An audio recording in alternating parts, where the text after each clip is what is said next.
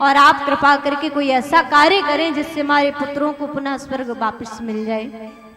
इन्होंने एक व्रत बताया और कहा कि देवी, पयो व्रत के द्वारा यदि आप भगवान की आराधना करेंगे तो निश्चित ही आपको भगवान की पुत्र रूप में भी प्राप्ति हो सकती है। अदिति मैया ने कहे अनुसार बड़ा ही दिव्य ये व्रत किया।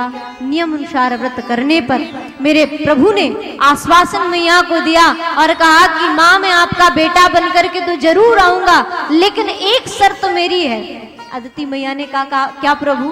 तो कहा कि देखो, पुत्र बनकर के आऊंगा और देवताओं की रक्षा भी करूंगा, लेकिन यदि आप कहें कि देवताओं को जिता करके और दैत्यों को हरा दिया जाए तो वो मैं नहीं कर सकता। तो मैया ने कहा क्यों प्रभु? कहा कि दैत्यों को जो है अभी गुरु कृपा का बल प्राप्त है, और जिस पर गुरु की कृपा होती है भाई, मैं तो वहां पीछे पैर कर लेता हूं, मैं वहां हाथ नहीं लगाता, क्योंकि मेरे ठाकुर ने यहाँ गुरु की महिमा को बढ़ाया और कहा गुरु कृपा मुझसे भी ऊपर है, जिस पर गुरु की कृपा हो वहां मैं भी कुछ नहीं कर सकता। भगवान ने आश्वासन दिया मैया को, और वो दिव्य समय आया जब मेरे प्रभु का अवतरण होना था। बड़ा दिव्य भादों का महीना आया। भादों के महीने में सभी देवता भगवान की आकर स्तुति कर रहे हैं। अच्छा, एक बात बताइए कि ठाकुर जी का जन्म किस महीने में हुआ था? भादों में हुआ। और राधा रानी का अवतार किस महीने में हुआ? भादों में। और बलराम जी का अवतार किस महीने में हुआ?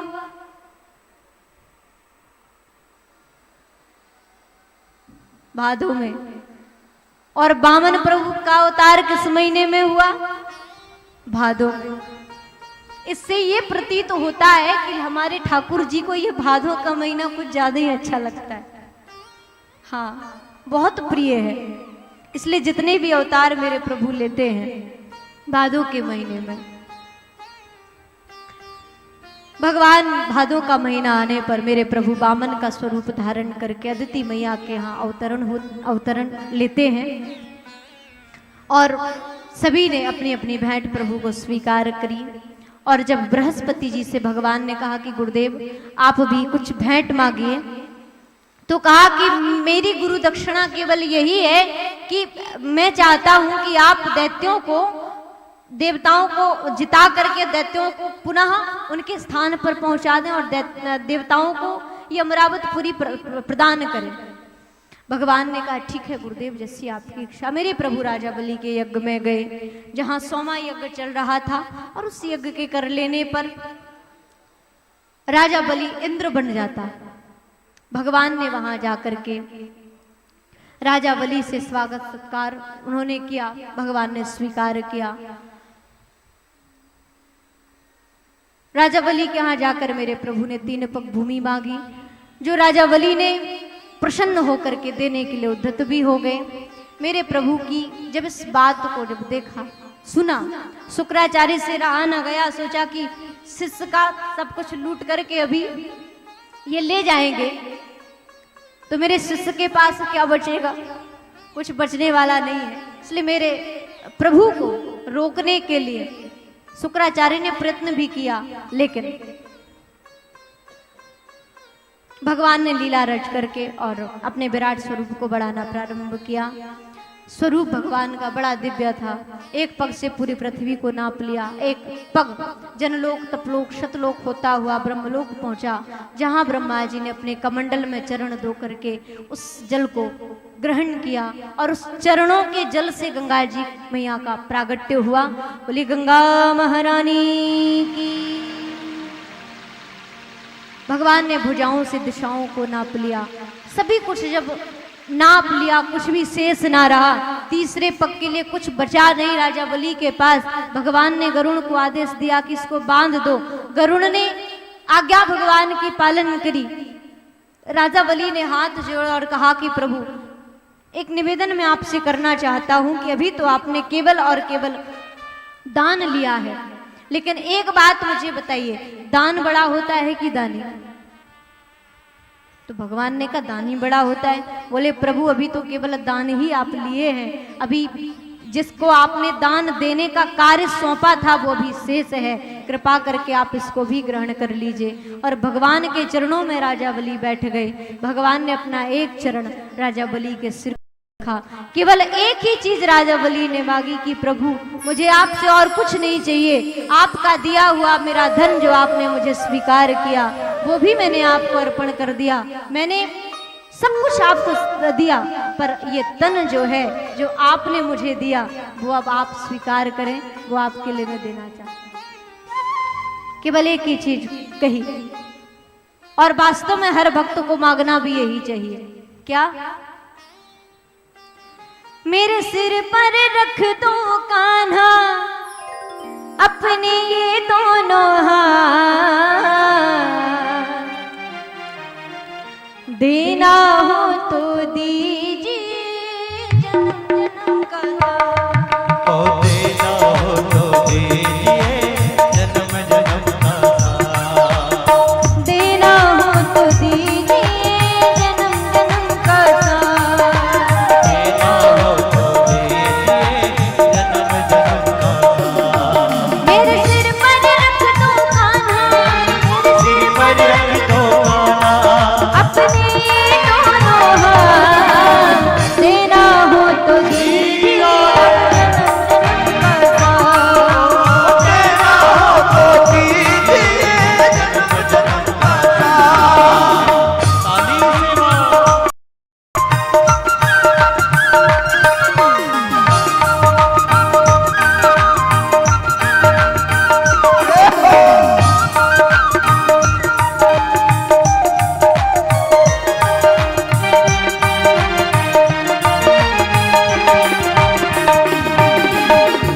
और मेरे प्यारे, गम की धूप में भटक रहे हम, प्यार की छैया कर दो। गम की धूप में भटक रहे हो प्यार की छैया कर दो। गम की धूप में भटक रहे हम, प्यार की छैया कर दो। गम की धूप में भटक रहे हो प्यार की छैया कर दो। बिन माझी के नाव चले ना, अब पतवार पकड़ लो। बिन माझी के नाव चले ना, अब पतवार पकड़ लो। मेरा रास्ता रोशन कर दो, मेरा रास्ता रोशन कर दो। छाई प्यारी रात, देना हो तो दीजिए अब जन्म जन्म का साथ। कर देना हो तो दीजिए जन्म जन्म का साथ। श्री राधे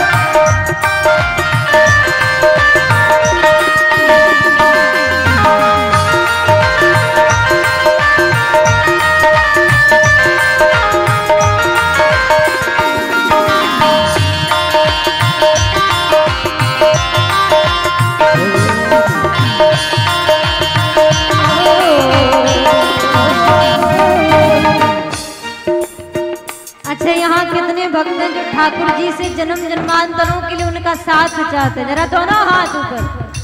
जो चाहते हो कि मुझे भगवान का जन्म जन्मांतर के लिए संग मिले, दोनों हाथ ऊपर उठाकर। देना हो तो दीजिए, ओ देना हो तो दीजिए जन्म जन्म का साथ। और मेरे प्यारे,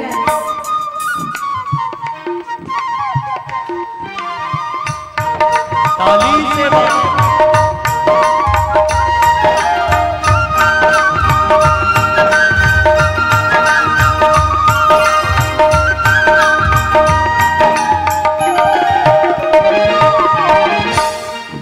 और ये तेरी कृपा है कि तूने अपनी कृपा वर्षा कर मुझे इस जन्म में अपनी सेवा करने का अवसर प्रदान किया। प्यारे, इसी जन्म में सेवा देकर हमसे बड़ा उपकार किया। इसी जन्म में सेवा देकर हमसे बड़ा उपकार किया। इसी जन्म में सेवा देकर हमसे बड़ा उपकार किया। इसी जन्म में सेवा देकर हमसे बड़ा उपकार किया। प्यारे, कैसे पास नहीं, कैसे मान लूं कि तू पल पल मेरे पास नहीं, कैसे मान लूं कि तुझे मेरी परवाह नहीं। और मेरे प्यारे कैसे मान लूं कि तू दूर है पास नहीं, देर तो मैंने ही लगाई तुझे पहचानने में मेरे प्यारे, वरना तूने जो दिया उसका तो कोई हिसाब नहीं। इसी जन्म में सेवा देकर हमसे बड़ा उपकार किया, इसी जन्म में सेवा देकर हमसे बड़ा उपकार किया। तू ही राम और कृष्ण कान्हा, हमने तुम्हें पहचान लिया।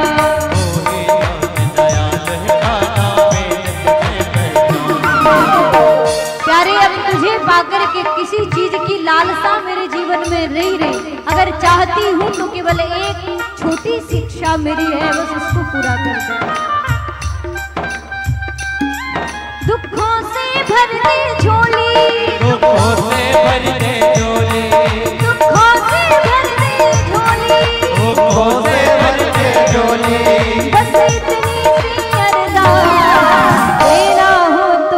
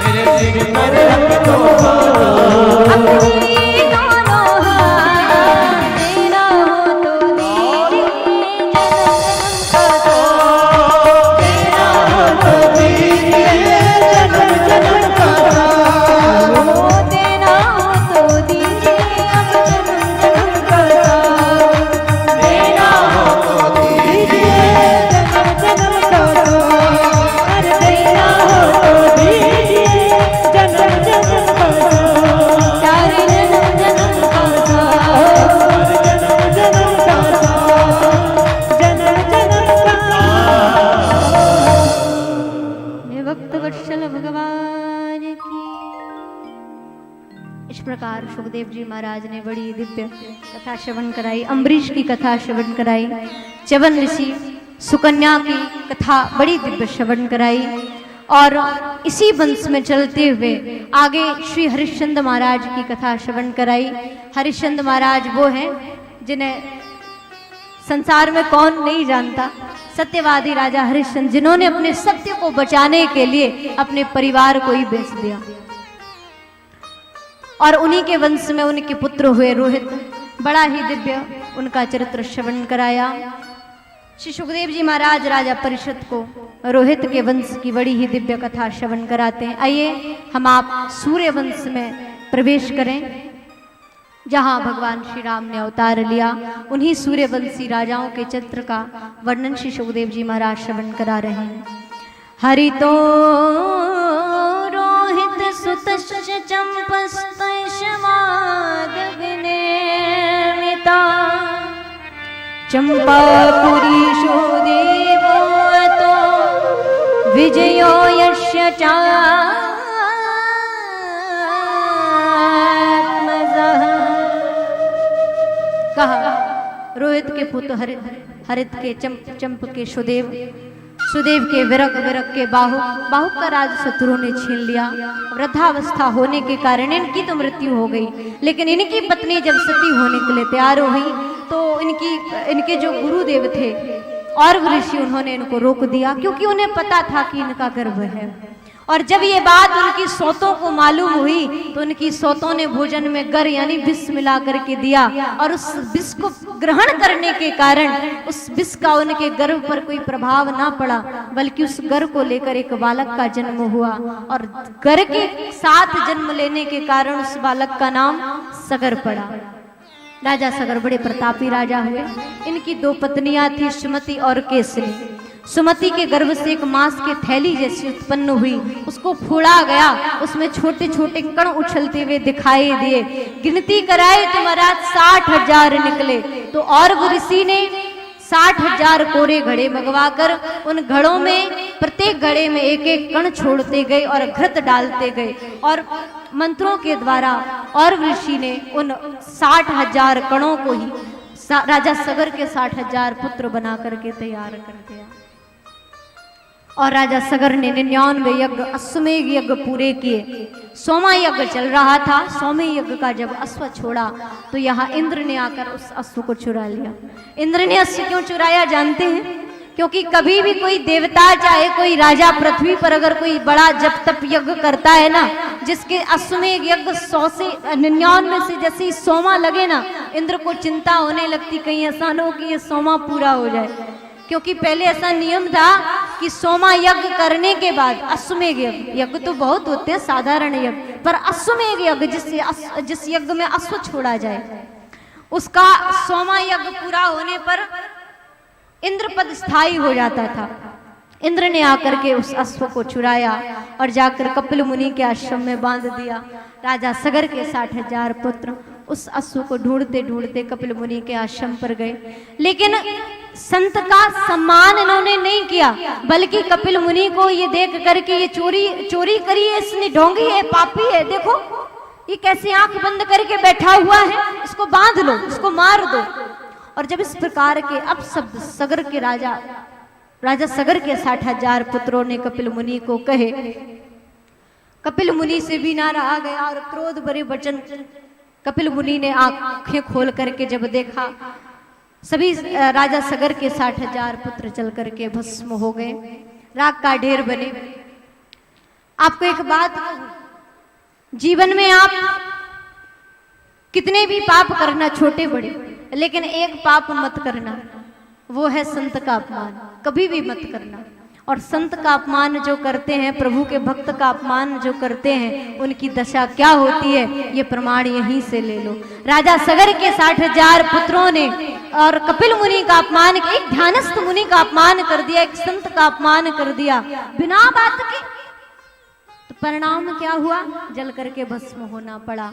भगवान अपना अपमान सहन कर लेते हैं, लेकिन अपने भक्त का अपमान मेरे प्रभु कभी सहते नहीं है।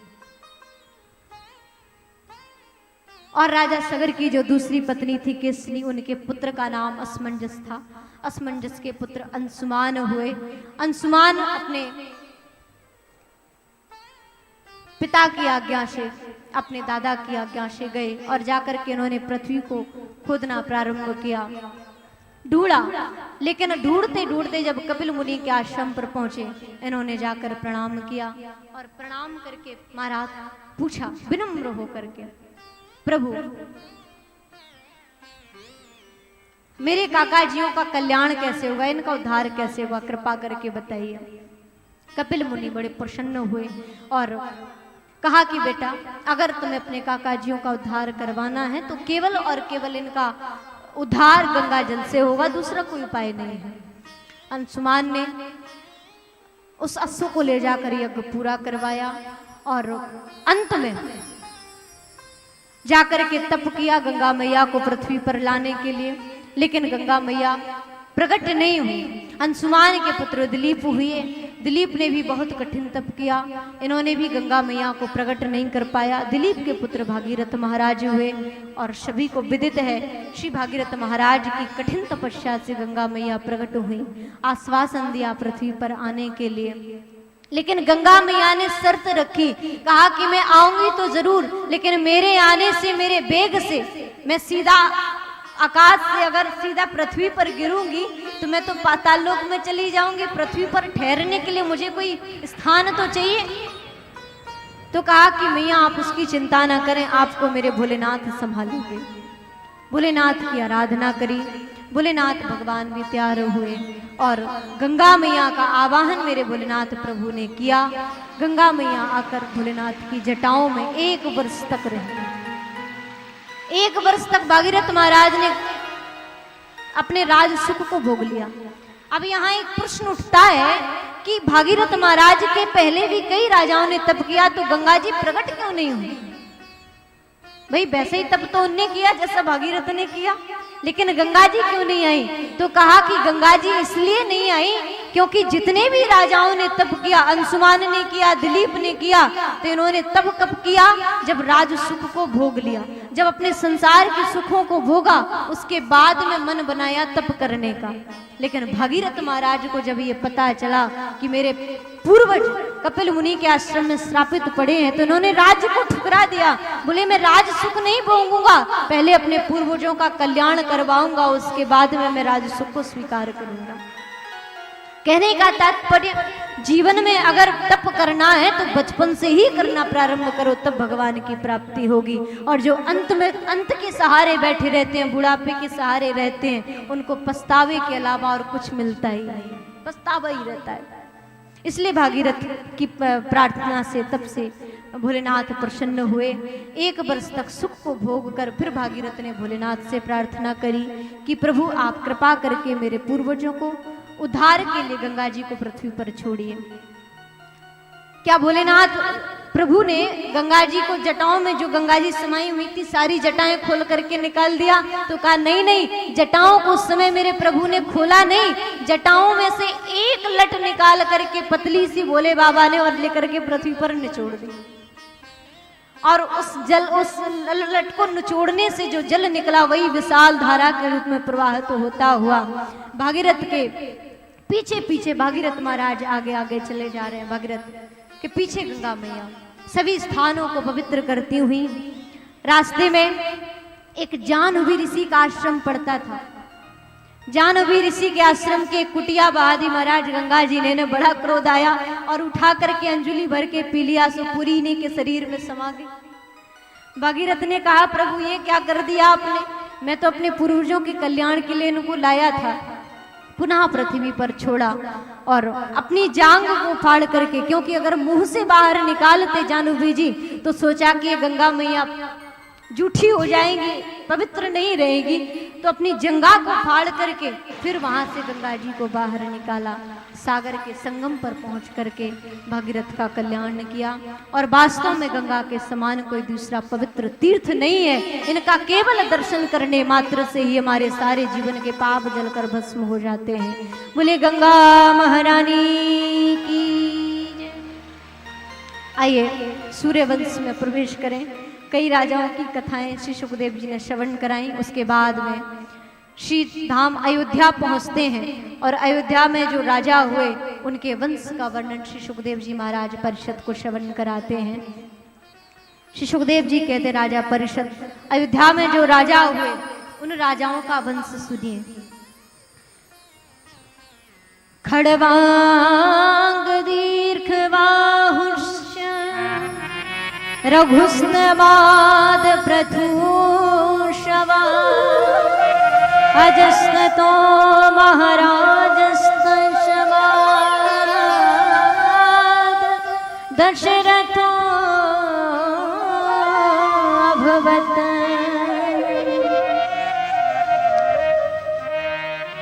कहा सूर्यवंश में खड़वांग हुए, खड़वांग के दीर्घबाहु, दीर्घबाहु के रघु, रघु के अज और अज के महाराज दशरथ हुए जो अयोध्या के राजा हुए। इनकी 3 रानियां थी, विश्व जानता है, और सभी लोगों में इनकी कीर्ति फैली हुई थी। महाराज कहीं भी वंचित नहीं रहे, चक्रवर्ती सम्राट के रूप में जाने जाते थे।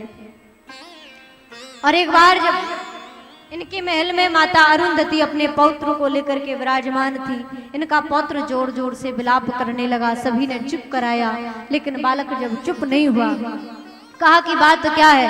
तो कहा कि ये बालक इसलिए रो रहा है कि अभी तक महाराज दशरथ हैं, इनके यहाँ कोई संतान नहीं हुई, और महाराज हैं इसलिए हमारे का भरण पोषण होता रहा, लेकिन महाराज का चौथापन आ गया, अब आगे मेरा भरण पोषण कैसे होगा? रानियों ने इस बात की चर्चा जब राजा से की, राजा को भी बड़ी वास्तव में चिंता हुई, और राजा को जब चिंता ने सताया तो राजा से फिर रहा ना गया, क्योंकि राजा के साथ 1 बार नहीं, 2 बार नहीं, कई बार ऐसा व्यवहार हुआ कि राजा को पुत्र की ग्लानि महसूस हुई, लेकिन राजा ने वो दुख अपना प्रकट किसी के सामने किया नहीं। राजा जब इंद्र के पास जाते थे ना, जो चक्रवर्ती सम्राट थे, और जब राजा इंद्र के यहाँ जाते थे तो पूरे सिंहासन खाली हो जाते थे महाराज दशरथ के लिए कि चक्रवर्ती सम्राट का आगमन हुआ है। लेकिन जिस समय महाराज दशरथ एक बार इंद्र के पास गए और जाकर सिंहासन पर बैठे। इंद्र इतना प्रेम करते थे कि अपने निजी सिंहासन पर बगल में बिठाते थे। एक बार दशरथ महाराज के सामने ऐसा व्यवहार इंद्र ने कर दिया, बड़ी ग्लानि हुई। दशरथ महाराज सभा से उठकर जाने ही वाले थे कि इंद्र ने जल से उस सिंहासन को साफ करवाना प्रारंभ करवा दिया, उसको धुलवा दिया। दशरथ महाराज ने कहा, क्यों भाई, ये आप ऐसा कार्य क्यों करवा रहे, मेरे बैठने के कारण क्या आप सिंहासन धुलवा रहे? बोले, महाराज आप चक्रवर्ती सम्राट है, इसलिए मेरे मित्र हैं, मैं आपको सम्मान देता हूँ, लेकिन आपके यहाँ कोई संतान नहीं, आप निसंतान हैं, इसलिए मैं इस सिंहासन को शुद्ध करवा रहा। उस समय भी ग्लानि हुई, लेकिन प्रकट नहीं की किसी के आगे। लेकिन आज जब इतने नन्हे से बालक को चिंता हुई, दशरथ महाराज को बड़ी ग्लानि हो गई। और यहाँ बाबा ने चौपाई लिख दी, एक बार भूपति मन माही, एक बार भूपति मन माही, भई ग्लानि मोर सुत नाही,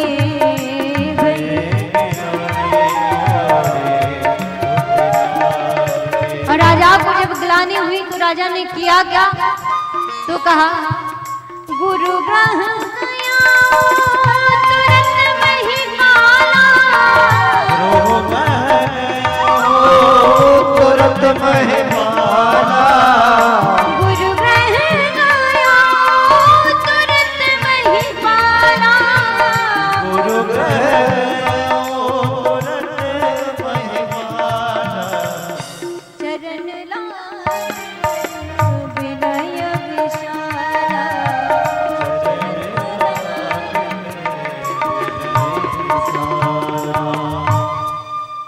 जाकर के अपने गुरुदेव के घर गए और उनके घर जाकर के उनके चरणों में प्रणाम किया। यहाँ बाबा ने ग्रह क्यों लिखा, गुरु ग्रह गयो तुरंत महिपाला। भाई दशरथ महाराज पर संकट आया तो दशरथ महाराज जी खुद गए, लेकिन आज का नियम क्या है, अगर शिष्य के जीवन में संकट आ जाए तो गुरु को बुलाते हैं। महाराज कृपा करके मेरे घर पधारिए, कोई ग्रह दोष तो नहीं है, देख करके मुझे दुख से निवारण करवाइए। लेकिन नहीं, जब हमारे जीवन में संकट कभी आए तो हमें गुरु के यहाँ जाना चाहिए, ना कि गुरु को अपने घर बुलाना चाहिए। गुरु के पास जाओ, चाहे कितना भी संकट हो, गुरु की शरण में जाओ। और जाकर के सारा दुख सुख अपने गुरुदेव को सुना दिया। और जब गुरु ने ये सुना तो गुरु ने धीरज बंधा दिया, राजन चिंता मत करो, धरहु धीर हुई है सुतचारी, त्रिभुवन विदित भगत भयहारी। अरे राजन तुम चिंता क्यों करते हो, एक पुत्र की बात क्या, तुम्हारे यहाँ तो चार पुत्र होंगे, और वो भी ऐसे नहीं, कैसे होंगे, तो कहा त्रिभुवन विदित भगत भयहारी, तीनों लोकों में जिनकी कीर्ति विदित होगी और भक्तों के भय को जो मिटाने वाले होंगे, ऐसे तुम्हारे यहाँ पुत्र जन्म लेंगे। ये गुरु कृपा का प्रसाद है, ये गुरु कृपा का फल है। आज हम गुरु की शरण में जाकर के अपना सुख अपना दुख गुरु के सामने रो देते हैं, गुरुदेव मैं ऐसा दुखी हूं, मैं वैसा दुखी हूं, लेकिन गुरु को ये नहीं कहते कि गुरुदेव आपकी कृपा से मेरे जीवन में इतना सुख भी है। दशरथ महाराज को धीरज बंधाया और पुत्र की कल्याणार्थ, पुत्र की प्राप्ति के लिए बड़ा ही दिव्य यज्ञ करवाया, पुत्र कामिष्ठ यज्ञ। उसमें शृंग ऋषि के द्वारा आहुतियां डलवाई गईं और शृंग ऋषि के द्वारा यज्ञ करवाने पर यज्ञदेव हाथ से हर्ष लेकर के प्रकट हुए। यहाँ एक बड़ी प्यारी कथा है, हमारे पास समय नहीं है, नहीं तो हम आप श्रवण करते कि शृंग ऋषि को ही क्यों बुलाया गया। भाई वशिष्ठ जी में भी तो इतनी सामर्थ्य थी कि वो भी पुत्र प्राप्ति करा सकते थे, लेकिन नहीं करवाई, शृंग ऋषि को बुलाया गया और शृंग ऋषि के द्वारा यज्ञ करवाने पर फिर यज्ञदेव हाथ से हवश्य लेकर प्रकट हुए।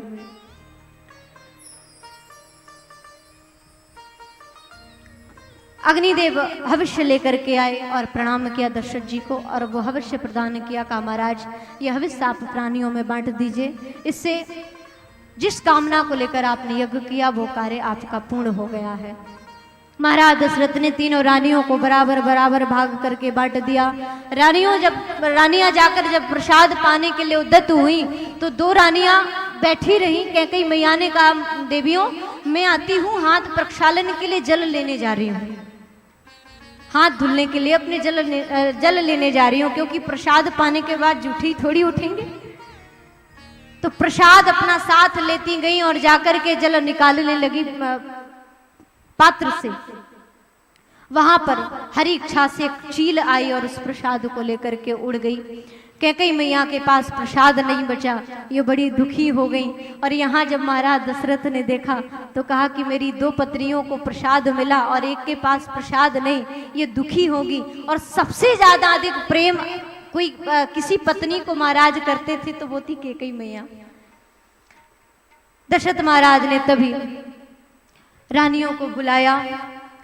तब ही राय प्रिय नार बुलाए, तब ही राय प्रिय नार बुलाए, तब ही राय प्रिय नार बुलाए, तब ही राय प्रिय नार बुलाए।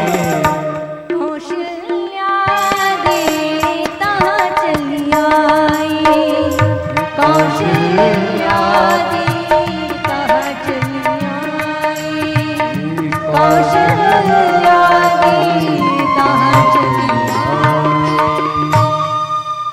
कौशल्या मैया आदि रानियां वहां पर उपस्थित हुई। महाराज दशरथ ने कैकेयी मैया के हाथ में जो प्रसाद था उस प्रसाद को लिया, आधा भाग करके कैकेयी को दिया, आधा कौशल्या मैया को दे दिया। और जो सुमित्रा जी के पास था उस भाग को लेकर उसके 2 भाग करके प्रसन्न होकर दशरथ महाराज ने कैकेयी और कौशल्या मैया के द्वारा सुमित्रा मैया को प्रदान करवा दिए। इस प्रकार प्रसाद दिया, रानियों ने उस प्रसाद को पाया। और गोस्वामी तुलसीदास जी महाराज कहते हैं, यही विधि गर्भ सहित सब नारी भई हृदय हर्षित सुख भारी। प्रसाद को पाकर रानियों ने गर्भ धारण किया। और उस प्रसाद, जिस प्रसाद को चील लेकर के गई थी, वो प्रसाद कहाँ गया तो उसकी भी बड़ी प्यारी कथा आनंद रामायण में मिलती है। कहा कि वो चील को श्राप था। एक बार ब्रह्मा जी महाराज के दरबार में नाचते नाचते इसने नृत्य भंग कर दिया। दशरथ महाराज ने श्राप दे दिया कि जा तू चील हो जा। इसने फिर क्षमा मांगी तो ब्रह्मा जी महाराज ने कह दिया कि जब त्रेता में भगवान राम अवतरित होंगे उस समय कैकेयी मैया को जो प्रसाद दिया जाएगा उस प्रसाद को लेकर तू अंजनी मैया की गोदी में डाल देना और तू श्राप से मुक्त हो जाएगी। और आज उस चील ने वही किया। चील उड़ती उड़ती उस पर्वत पर पहुंची जहां अंजनी मैया हनुमान जी महाराज की माता तप करने के लिए विद्वान थी। उस चील ने प्रसाद जाकर के अंजनी मैया की गोदी में फेंका। और अंजनी मैया तप किस लिए कर रही थी तो कहा पुत्र प्राप्ति के लिए। और जब प्रसाद गोदी में गिरा तो अंजनी मैया ने सोचा, मुझे लगा कि भगवान ने प्रसन्न होकर मुझे पुत्र प्राप्ति का ये वरदान दे दिया है। तो अंजनी मैया ने प्रसाद लेकर के और बड़े प्रेम से प्रसाद को पा लिया। इसीलिए गोस्वामी बाबा तुलसीदास जी महाराज ने जो चौपाई लिखी उसमें लिख दिया, यही विधि गर्भ सहित सब नारी। भाई रानी भी लिख सकते थे लेकिन रानी ना लिखकर नारी कर दिया, क्योंकि उसमें एक तपस्विनी स्त्री भी शामिल थी। भगवान के अवतार का समय आया, जादनते हरि गर्भई आए, सकल लोक सुख संपत्ति छाए। देवताओं ने आकर भगवान की स्तुति की और सुमन वृष्टि देवता करने लगे। जोग लग्न ग्रह वार तिथि सभी समय अनुकूल हो गए, चर और अचर हर्ष से भर गए, क्योंकि श्री राम का जो जन्म है वो सुखों का मूल है। भगवान श्री राम देवता स्तुति कर रहे हैं, भगवान उसी समय अवतरित होकर के आते हैं। सुर समूह विनती करी पहुँचे निज निज धाम, जग निवास प्रभु प्रगटे सकल लोक विश्राम। सभी देवता स्तुति करके अपने अपने धाम को गए और समस्त संसार को शांति प्रदान करने वाले मेरे प्रभु का अवतरण हुआ। बड़े भाव से सभी लोग मिलकर के स्तुति गाएंगे। बोले राम लला सरकार की जय, धाम की जय। भय प्रगट कृपाला दीन दयाला कौशल्या हितकारी। भय प्रगट कृपाला दीन दयाला कौशल्या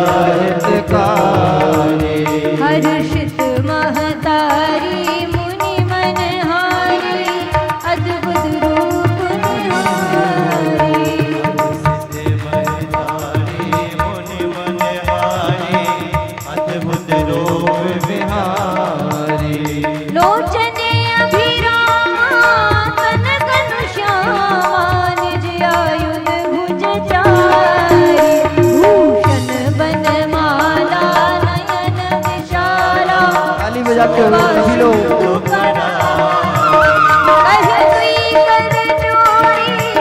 स्तुति तोरी कही विधि करो अनंत आया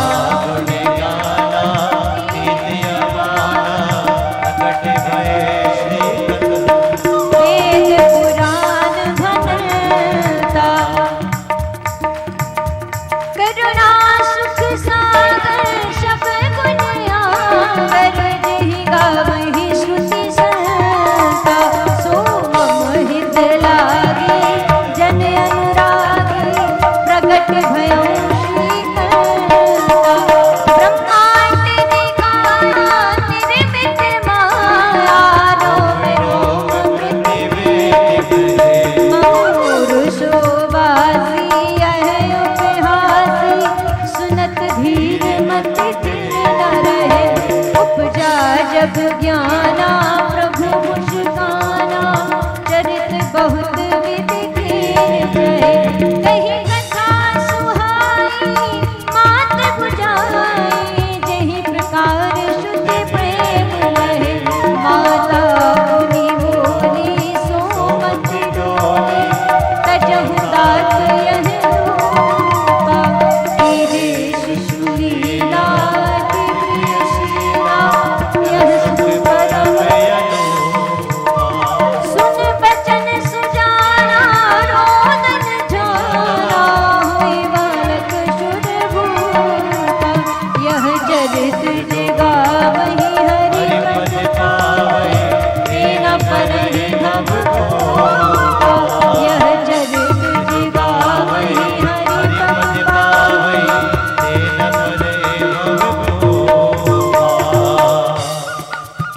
विप्रधेनु शुद्ध संत हित लीन मनुज अवतार निज इच्छा निर्मित तन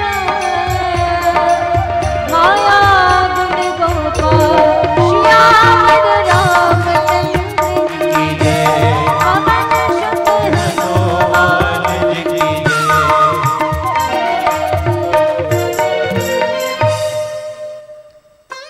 मेरे प्रभु चतुर्भुज रूप धारण करके माता के सामने प्रकट हुए।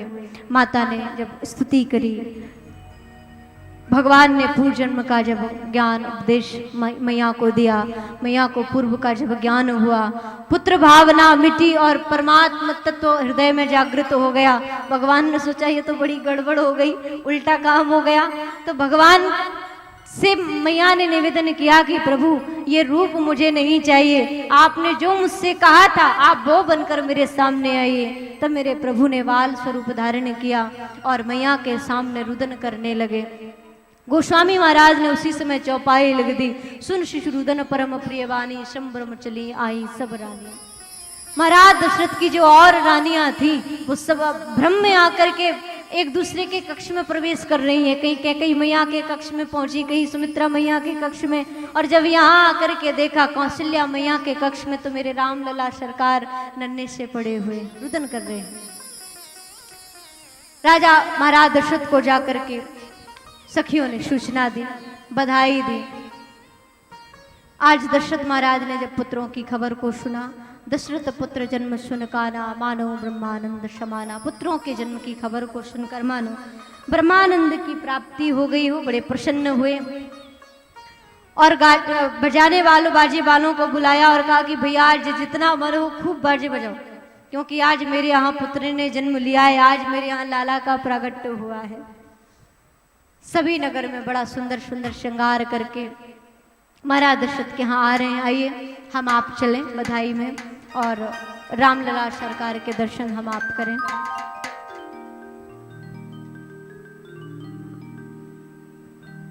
अच्छा ये बताइए, भगवान के अवतार की खुशी किस किस को है? थोड़ी है कि बहुत ज्यादा है? अच्छा, और जब बहुत ज्यादा खुशी होती है तब करते क्या हो?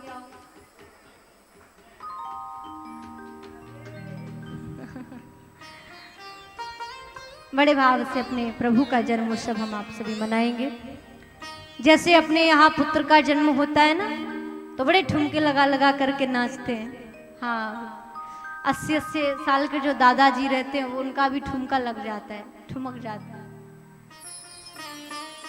तो जब संसार के पुत्रों के जन्म में तो खूब नाचे, लेकिन आज हमारे प्रभु का अवतार हुआ है, तो बड़े भाव से एक पुत्र भाव उनके प्रति जागृत करते हुए बड़े भाव से उनका जन्मोत्सव भी हम आप मनाएंगे। बोलिए राम लला सरकार की जय, अयोध्या धाम की जय, वृंदावन धाम की जय।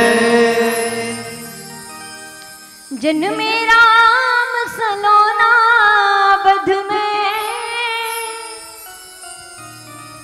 जन्मे राम सलोना बध में, जन्मे राम सलोना अवध में, जन्मे राम सलोना अवध में, जन्मे राम सलोना अवध में, जन्मे राम सलोना, जन्मे राम सलोना अवध में, जन्मे राम सलोना अवध में, जन्मे राम सलोना अवध में, जन्मे राम सलोना अवध में, जन्मे राम सलोना अवध में, जन्मे राम सलोना अवध में। बाहर से करो, हाथों से ताली कैसे बजाते हैं?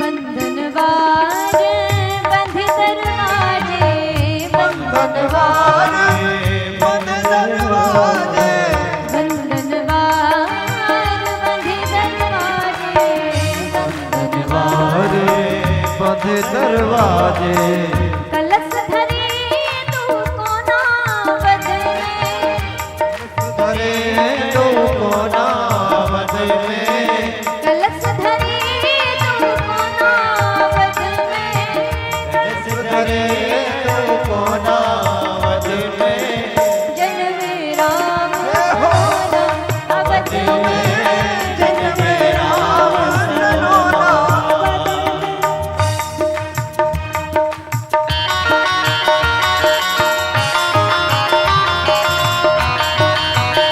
तालियों की सेवा करते हुए तीनों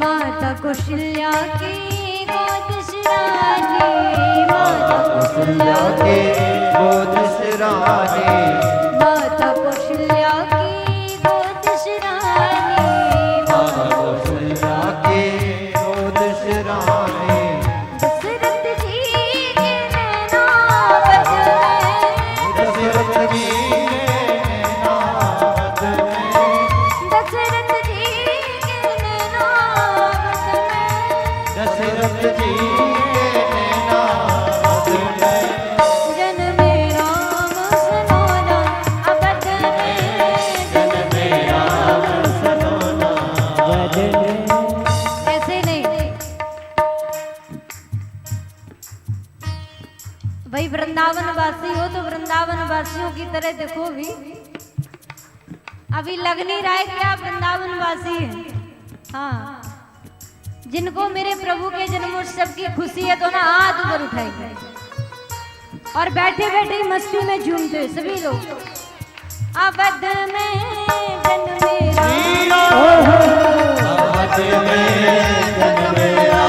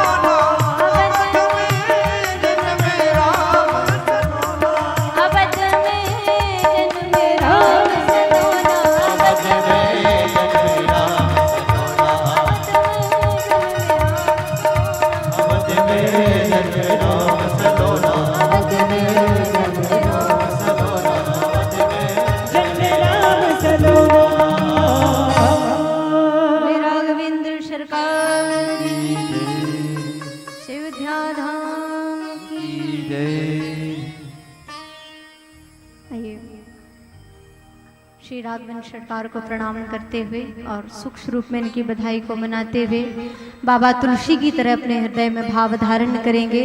अवधेश के बालक चार सदा तुलसी मन मंदिर में बहरे। प्रभु भी हमारे हृदय में इसी तरह लीला करते रहे, इसी तरह बार बार मेरे प्रभु का अवतरण हमारे हृदय से होता रहे, ऐसी प्रार्थना करेंगे। और आइए सूर्यवंश को यहाँ पर विश्राम दे करके चंद्रवंश में चलते हैं, चूंकि समय नहीं है और समय में बंद करके तो यहाँ पर भगवान श्री राम के जन्म की कथा को विश्राम देते हैं। चंद्रवंश में प्रवेश करें।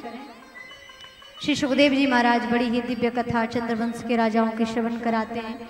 कई चंद्रवंश के राजाओं की कथा श्रवण कराई। कहा कि चंद्रवंश में यदु नाम के राजा हुए, जिनसे यदुवंश चला, और इसी वंश में सुरसेन जी महाराज थे, उनके पुत्र का नाम था वसुदेव, और इसी वंश में उग्रसेन हुए। मथुरा में ये उग्रसेन मथुरा के राजा थे, इनके पुत्र का नाम कंस था। बड़ा पापी था, बड़ा पाप कर्म करता था, लेकिन इसने अपने जीवन में एक श्रेष्ठ कार्य किया। वो क्या? तो कहा कि केवल अपनी छोटी चचेरी बहन देवकी का विवाह करवा दिया। जहां देखो चारों तरफ से बस इसकी बुराइयां ही बुराइयां सुनाई देती थी। कंस ने सोचा क्या करूं, कोई ऐसा काम कर दूं जिससे कुछ अच्छा भी लोग मुझे कहने लगे, तो अपनी बहन का विवाह करवा दिया। बड़े धूमधाम से विवाह किया, और महाराज इतना तो दहेज दिया जिसका कोई वर्णन नहीं किया जा सकता।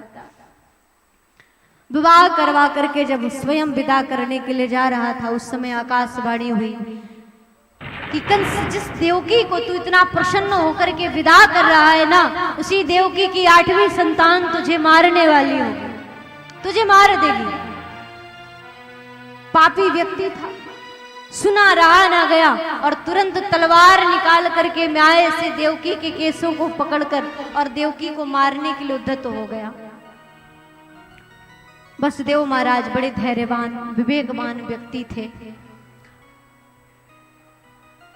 और जो धैर्यवान व्यक्ति होता है ना, विद्वान पुरुष को चाहिए कि कैसे भी हो, जब बुरा समय जीवन में आए तो किसी भांति उसको टाल करके निकाल दो।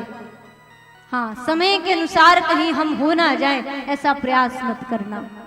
वसुदेव महाराज ने समझाया कि कंस, ये तुम्हारी बहन है और अभी इसका विवाह होकर के आया है, हल्दी के वस्त्र भी इसके नहीं उतरे, इसको मारना भी ठीक नहीं है। और फिर आप तो सूर्यवंश के सूरवीर पुरुष हैं और सूरवीर पुरुष कभी स्त्रियों पर हाथ नहीं उठाते, ये आपको कार्य शोभा नहीं देता। एक विवाहित स्त्री पर हाथ उठाना ये वीर पुरुष का काम नहीं है। लेकिन कंस तो दैत्य बुद्धि का था, कहां बात समझ में आने वाली थी। कंस ने कहा कि महाराज आपने सुना नहीं, इसकी जो 8वीं संतान होगी वो मुझे मारने वाली होगी, इसलिए ना रहेगा बांस न बजेगी बांसुरी, में देवकी को ही मारे देता हूं तो उसकी संतानें कहां से आएंगी। वसुदेव महाराज ने बड़ा समझाया और फिर आश्वासन दिया, राजन आप चिंता ना करिए, आपको आकाशवाणी ने कहा है कि आकाशवाणी जो आपको उपदेश दिया कि देवकी की 8वीं संतान आपको मारने वाली होगी, आप उस बात को ध्यान में न रखिए। मैं आपको विश्वास दिलाता हूं, मैं आपके सामने प्रतिज्ञा करता हूं कि जो देवकी की जितनी संतानें होंगी मैं सब आपको प्रदान करता जाऊंगा।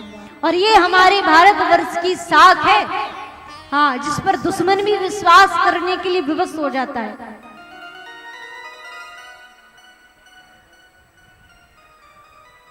आज वसुदेव महाराज ने कहा, कंस ने विश्वास कर लिया और देवकी वसुदेव को छोड़कर कारागृह में बंधन में करके डाल दिया। कुछ समय बीता, महलों के रहने वाले देवकी वसुदेव नाना प्रकार के कष्टों को उठाते हुए कारागृह में प्रथम संतान ने जन्म लिया। उस पुत्र को लेकर कंस के पास गए, लेकिन कंस ने उसको मारा नहीं, कहा मुझे मारने वाला 8वां है तो मैं भी 8वें को ही मारूंगा। उसको वापस किया, लेकिन नारद जी महाराज ने सोचा कि ये तो गलत कार्य है, अगर ऐसा हो गया तो फिर भगवान की लीला भी उलट पलट हो जाएगी पूरी। आकर के कंस को एक 8 पंखड़ियों वाला कमल का फूल उसके सामने किया और कहा, राजन ये फूल देख रहे हो? बोले हाँ, तो इसमें क्या है? बोले कि इस फूल की पत्तियों को गिनो। उसने गिनना प्रारंभ किया तो जहां 8 हुए, फिर कहा कि अब कहीं बीच से भी गिनना प्रारंभ कर दो, तो वहां से गिना, फिर भी जिस पत्ती पर अंत हुआ उस पर भी 8 हुआ। तो नारद जी बोले कि यही देवताओं की गणना है कंस, तुम नहीं समझ पाओगे, देवता बड़े चालाक हैं, वो 8वें को प्रथम कर सकते हैं और प्रथम को 8वां कर सकते, और तुमने ये प्रथम पुत्र वापस करके ठीक नहीं किया। कंस ने उस पुत्र को मंगवाया और वसुदेव के सामने ही भूमि पर उसको गिरा दिया। वसुदेव के सामने मृत पुत्र को देख करके वसुदेव महाराज वापस लौट करके आए।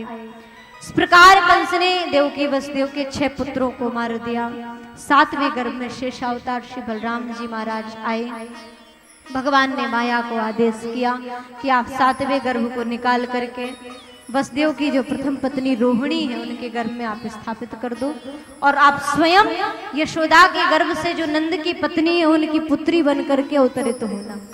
मैं खुद देवकी के गर्भ से अवतार लेकर के आता हूँ। इस प्रकार मेरे प्रभु ने माया रची और माया ने भी भगवान के कार्य अनुरूप ही उनके अनुरूप कार्य किया।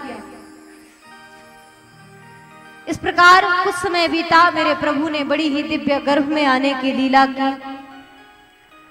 भगवान यहाँ आकर देवकी के गर्भ में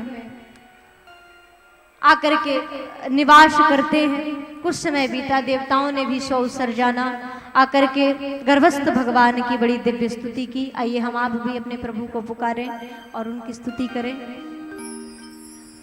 देवता भगवान की सत्य के रूप में वंदना करते हैं। भागवत में 3 जगह सत्य के रूप में परमात्मा की वंदना की गई, जहां किसी का नाम नहीं लिया गया, केवल सत्य की वंदना की गई है।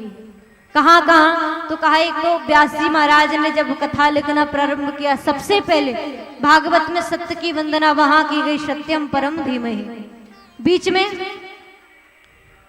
बीच में देवताओं द्वारा जब भगवान की स्तुति की गई, सत्यव्रतम सत्य परम सत्यम, यहां भी सत्य की वंदना की गई, और अंत में भी सत्य की ही वंदना भागवत में की गई। अर्थात बार बार सत्य की वंदना होने के कारण ये प्रतीत होता है कि भगवान श्री कृष्ण को ही बार बार सत्य कह करके पुकारा जा रहा है।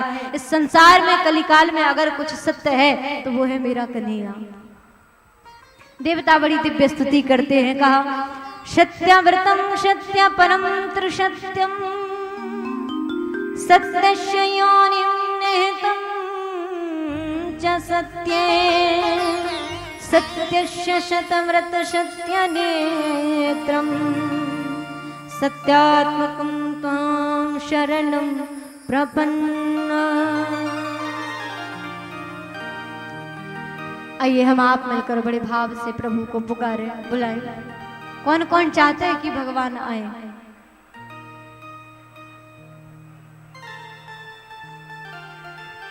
बड़े भाव से सभी लोग बुलाएंगे। डगमग डोले नैया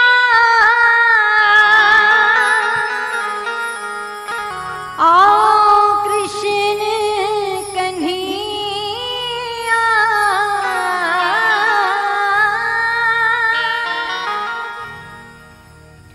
डगमग डोले नैया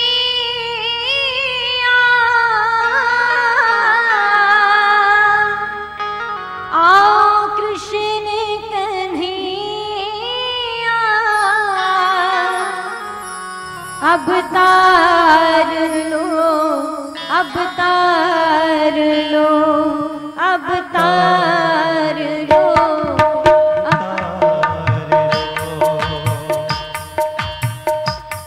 अब तार लो अब तार लो अब तार लो अब तार लो अब तार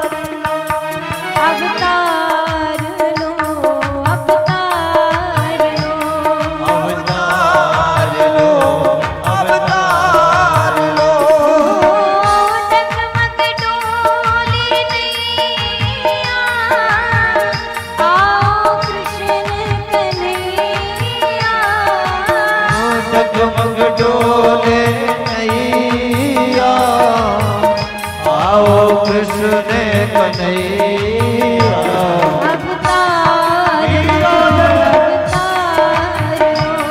अब तार लो अवतार लो अवतार लो जय हो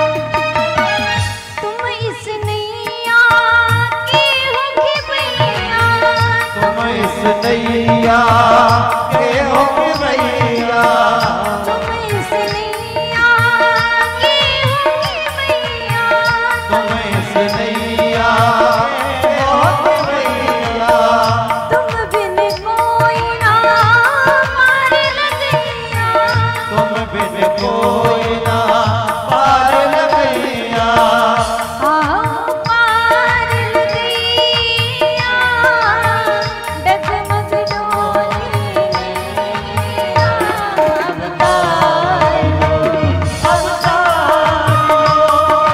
अवतार लो अवतार लो दोनों हाथों से तालियों की सेवा करते बड़े भाव से।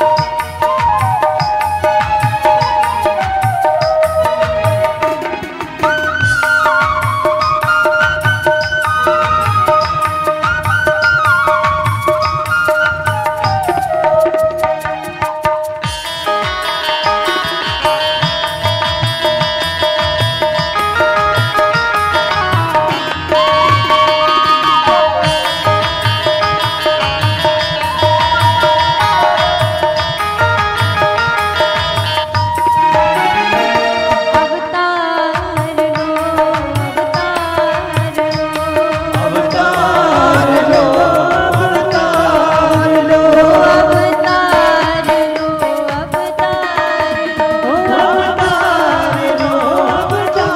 लो अवतार लो अवतार लो अवतार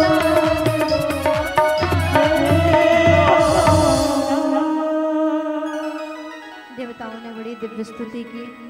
और उसी समय उधर देवकी के बसे आए विष्णु भगवान, ले ले प्रभु का नाम सुर स्तुति करत महान। दिव्य भगवान की स्तुति की और उसी समय मेरे प्रभु देवकी के गर्भ से प्रभु का प्रागट्य होता है।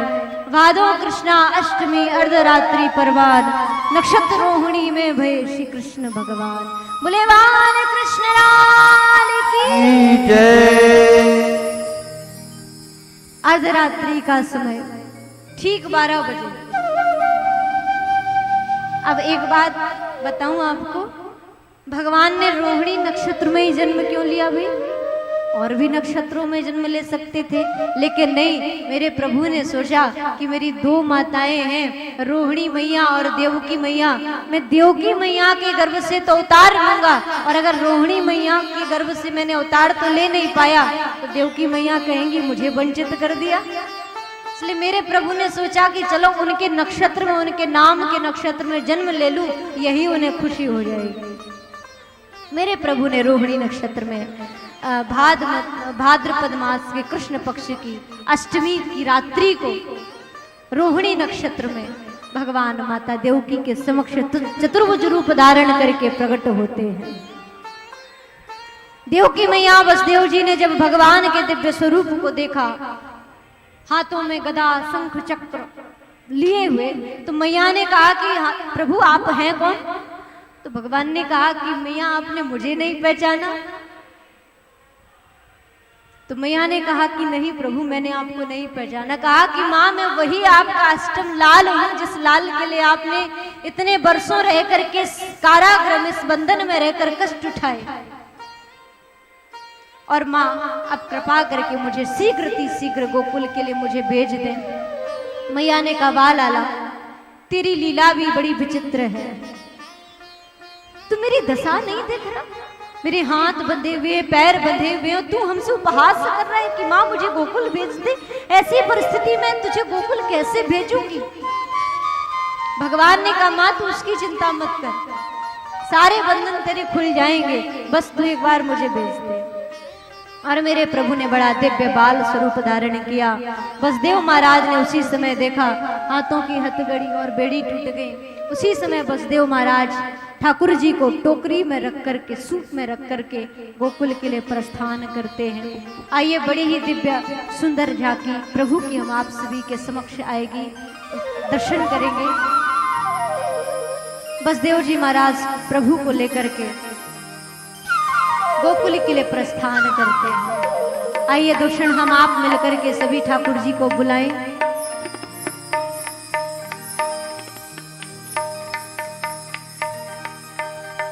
मैंने बांध लिया प्रेम वाला कंगना,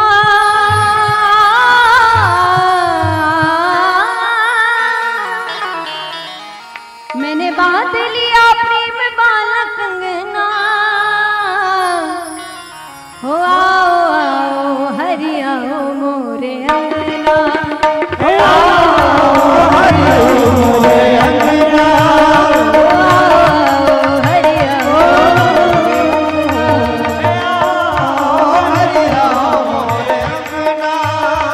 मैंने बांध लिया प्रेम वाला कंगना, मैंने बांध लिया प्रेम वाला कंगना, मैंने बांध लिया प्रेम वाला कंगना, मैंने बांध लिया प्रेम वाला कंगना। और कौन कौन चाहता है कि ठाकुर जी हमारे घर आए? उठाइए तो ना हाथ जो चाहते हो, बड़े भाव से बुलाएंगे।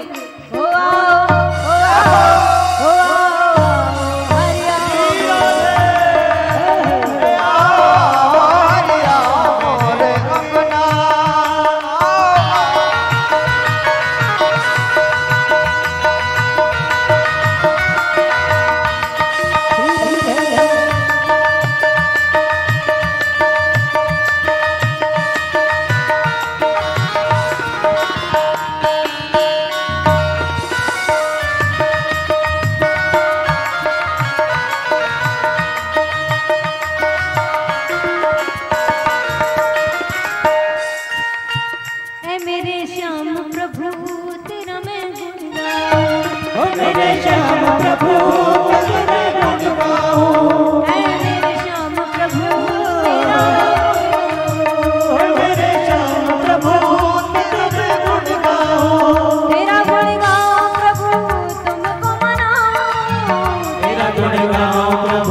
तुमको मनाऊं प्रभु, तेरा गुण गाऊं प्रभु तुमको मैं मनाऊं, तेरा गुण गाऊं प्रभु तुम्हें मैं मनाऊं।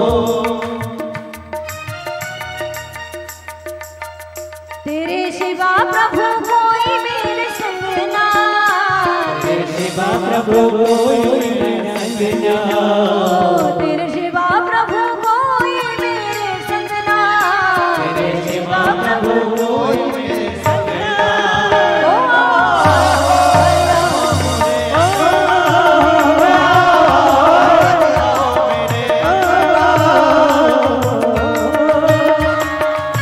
बोल कन्हैया लाल की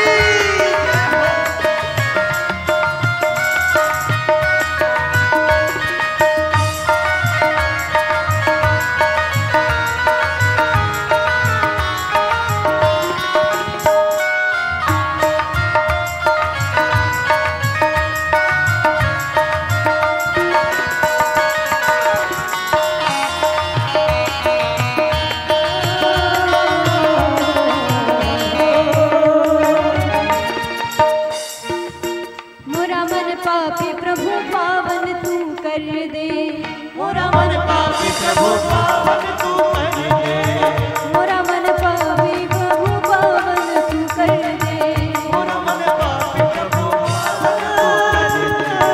तेरा मेरा नाता जुड़े ऐसा मुझे कर दे, तेरा मेरा नाम जुड़े सामने ओ तेरा मेरा नाता जुड़े ऐसा मुझे कर दे, तेरा मेरा नाम जुड़े साथ मुझे पल दे।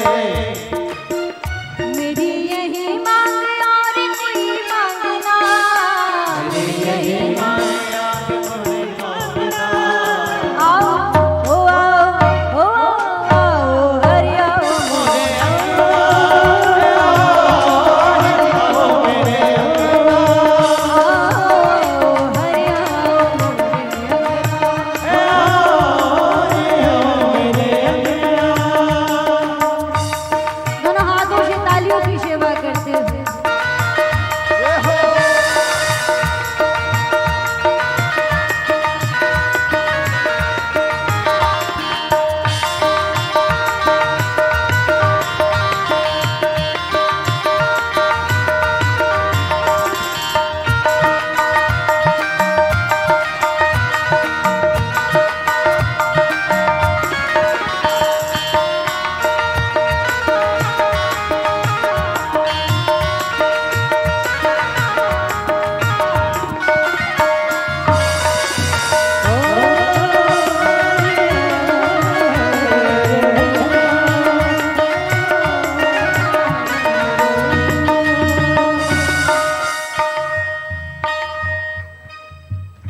मैंने बांध लिया प्रेम वाला कंगना, मैंने बांध लिया प्रेम वाला कंगना, बांध लिया प्रेम वाला कंगना, मैंने बांध लिया प्रेम वाला कंगना, ओ हरि आओ मेरे अंगना हो आओ मेरे अंगना, आओ मेरे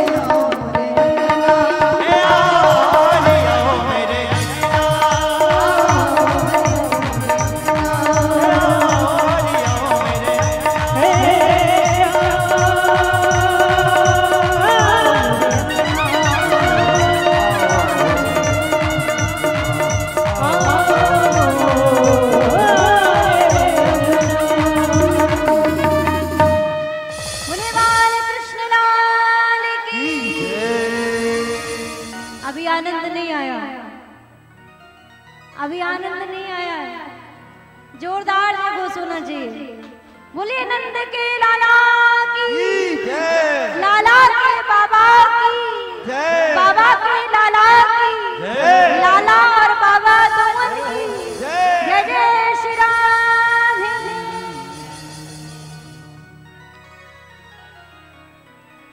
और दो क्षण के लिए आप सभी लोग अपने अपने स्थान पर विराजमान हो जाइए, फिर प्रभु की बधाई होगी, सभी बधाई में आनंद लेंगे।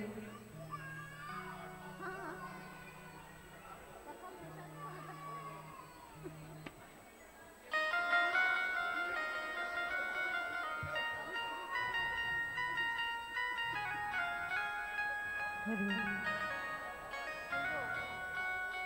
ओम श्री राधे श्री राधे श्री राधे हरि ओम श्री राधे फिर से आवाज श्री राधे बोले कृष्ण कन्हैया लाल की सावरिया सेठ की बाकी बिहारी लाल की। आइए सभी चलते हैं नंदन में और लेते हैं मैया यशोदा से बधाई।